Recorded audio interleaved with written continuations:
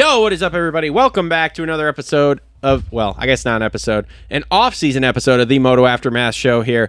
Thanks, everybody, for tuning in. Make sure to comment down below if you like these shorter segments here like I'm doing as far as the off-season goes, because we will definitely try to integrate these once we get into regular season here, if this is something that everybody likes. We kind of got some vibes like that with cutting up the show a little bit last year, and we're definitely willing to try some new things and do some different things, and we've got a couple of things in the works here for going into the 2024 season.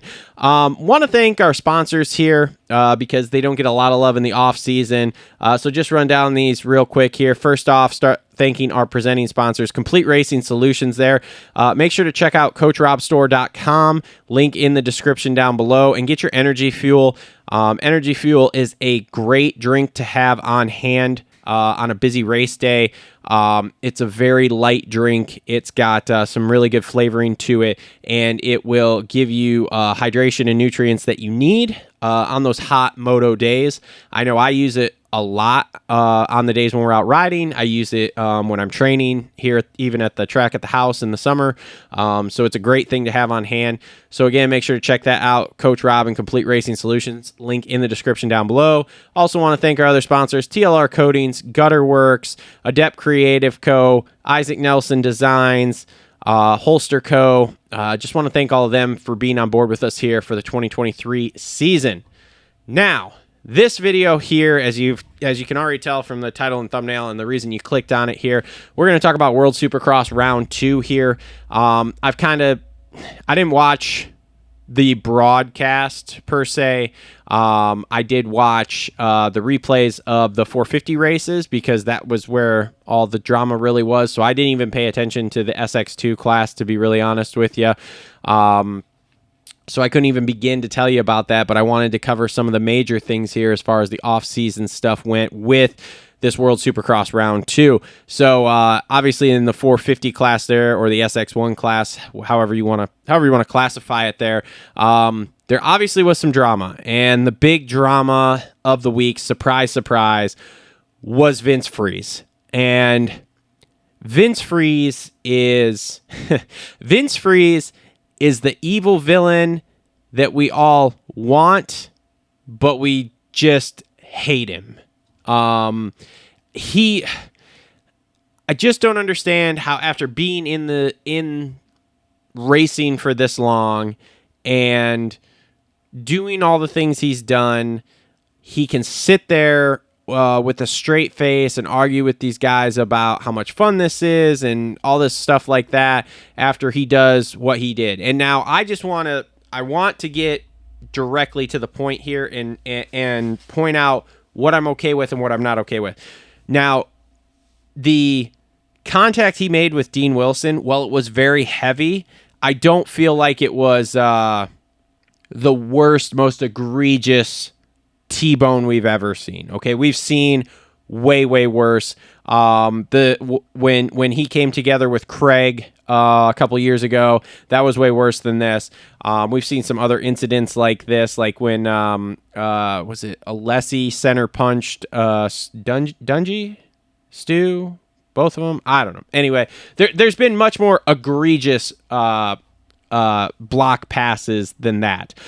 Where the problem comes in with me with Vince Friese, and it's just a clown show at this point as far as he's concerned, is the amount of looking behind, swerving, brake checking, cross jumping, like all of that crap. Like you can't do that racing dirt bikes, okay? It's not okay. I've gone as far as to call out Danger Boy on doing this stuff at Thunder Valley of like, man, you cannot ride that way, okay? These aren't race cars. We don't have a cage. We're not strapped in. We're literally on a dirt bike, and it's just us. So, with all that being said, like, I'll say it again. The contact he made with Dean Wilson, I don't have a problem with. The contact Savachi made with Friese, I don't have a problem with. It's all the other stuff that Friese did. All the swerving, all the brake checking, all the cross jumping. That is where I draw the line. I go, man, this is bullshit. The rest of it, I'm okay with. I do think he lit a major fire under Dino's ass, and I'm not sure. Dino's at a point in his career where he knows, I think, that he's probably not going to win a lot. But these World Supercross rounds, he kind of looks at as like, yo, I can do this. So with that being said, he has a big fire in his eye for Vince Friese right now. And I think that could be a problem because Dino also doesn't really have anything to lose. Like, he's not going to lose his factory ride. If he gets hit on the points or something, I don't think that's the end of the world for him either at this point in his career. So Frontier Justice could be coming to Vince Friese here. And even Savacci. You saw Savacci after the race. He was fired up at Vince Friese there. And I mean fired. You could see him literally jawing at Vince Friese there with the camera on him. And man, it's like Vince has done stupid stuff before, but it was like to one guy and kind of just like, one thing. And then he kind of was very quiet for a while. You just pissed off two dudes who are way faster than you and have not a whole lot to lose by center punching you. So that's kind of an issue for you. Let's put it this way. Either way, I'm here for it. Like I said, he's kind of the villain that we all want, but we all hate all at the same time. And we're all going to complain about things with him, and we're all going to hate on him. But he's essentially a super villain. And it's been said by like Adam Bailey and them too, which I find hilarious that he's like the super villain of the sport right now. He's kind of like a lesser Danger Boy in a sense, because Danger Boy is kind of like the dark side to the sport in a way. That's a weird analogy, but we'll get there. We'll cover that in a later show. Anyway, moving on there, you have Ken Roczen goes down at the end of the first one there. Yeah, at the end of the first moto. Hurt his foot. Like, his foot is all bruised up and down, but did finish off the day pretty well. But that 14th in the first one hurt him. He did win the last moto, so that's pretty good. The double row start in this World Supercross thing, I wasn't really a huge fan of that. I think it's kind of a bad look to have a double row start. I heard today in an interview with Adam Bailey that there was a lot of issues with this round per se. And to be honest, some of the issues might have been somewhat caused by us. Basically, in the interview I heard, they had equipment issues there, which that was a problem. And in Abu Dhabi there, equipment's not readily available like it is here. There isn't just a rental store on every corner, so that was a bit of an issue.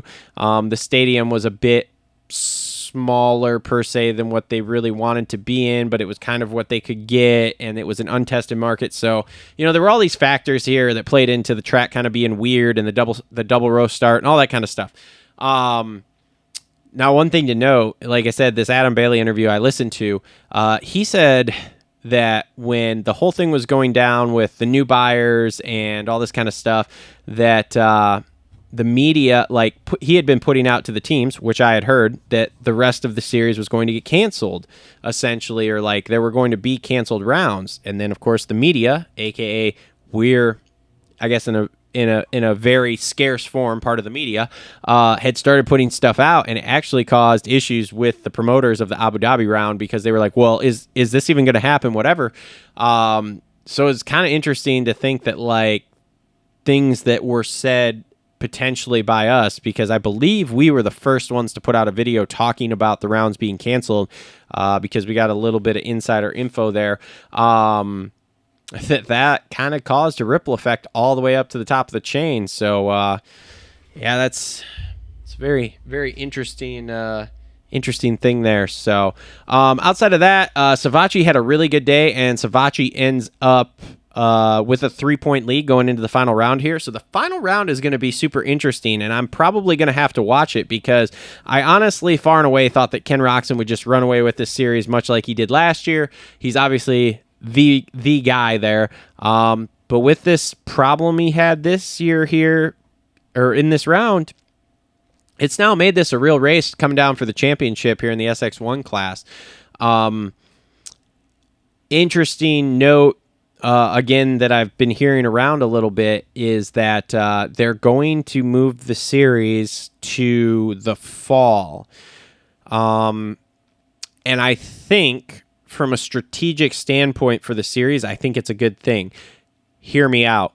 They've been trying to kind of go after, or well, not really go after, but they've been trying to kind of dip their toes in the time frame with the U.S. series. Well, the problem is that in order for the World Supercross Series to really work, you're going to need a buy-in from some of the big names in the U.S. series.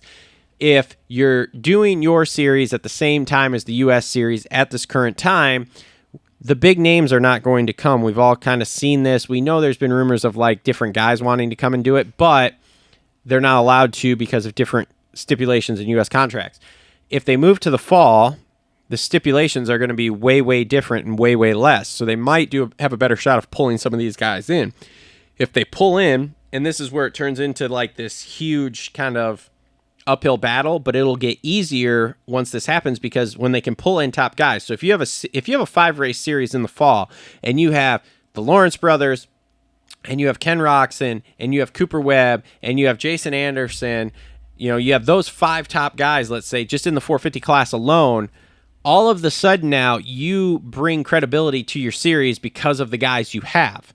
So now as we continue on, and you credibility builds, brings in more money. Well, now all of the sudden, you have money and credibility that allows you to start pushing races earlier in the year, which means you can go in and start to pull some of these guys away from like the outdoor series. It can work. It's a long-term play, and they finally, I think, kind of figured that out, and I think this is going to be a good road for them going forward. Does it actually work? Who knows? I don't know all the ins and outs from behind the scenes. I've heard some different things. I'm curious to know how this works going forward. But at the current time being, I think this is their best move. So, like I said, I'm sorry I didn't watch the SX2 race. There wasn't anything that popped up on social that was really like wowing me. So it wasn't really high on my priority list. But all the drama in the 450 class there definitely did. So comment down below if you think that Vince Friese is a supervillain. And thanks for tuning in. Thanks to all our sponsors. And we'll be back with some more short videos here as we move through the off season.